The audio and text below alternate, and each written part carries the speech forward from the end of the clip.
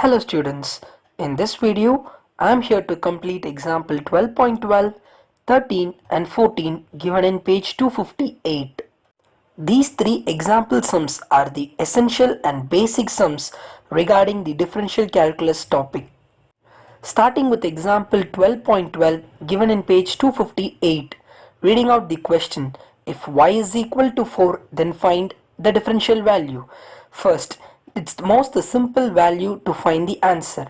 So let y is equal to 4. So differentiating y, that is dy by dx, that is equal to 0. The reason is, as I told earlier in the previous video, differentiating the constant value will give the final answer to be as 0. It may be anything differentiating 2, 3, 4 or 5, anything. Proceeding the next one, 12.13. Find the slope of the function y that is equal to 6x cube for any value of x. In this, the given value is known to be y that is equal to 6x cube, and the formula regarding this sum is y that is equal to x to the power n, and the simplification will be the power n will come to the base part with the multiplication into the x1, and the power n will be reduced to one of its value, so n into x power n minus 1.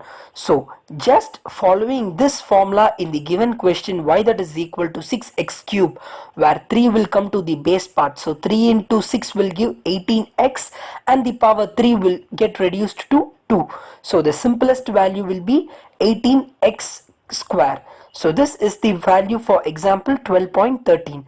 Now upgrading the sum to example 12.14. What is the slope of the function y that is equal to 5x to the power 4 when x is equal to 10?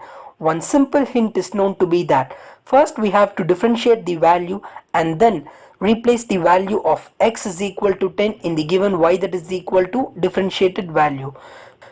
Now starting the sum, differentiating the value, the power 4 will come to the base part as 4 into 5 x power, the 4 will reduced into 3, so 5 into 4 will give to be as 20x cube. So the differentiated value is 20x cube, but we have one more step to complete this sum, that is the sum must be replaced with x is equal to 10 in the differentiated value. Now replace the value x is equal to 10 in the differentiated value 20x cube.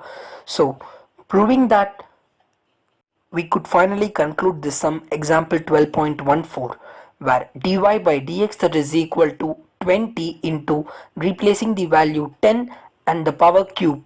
So 20 into 10 to the power cube will give to be as 20,000. So the final differentiated value of example 12.14 is known to be 20,000.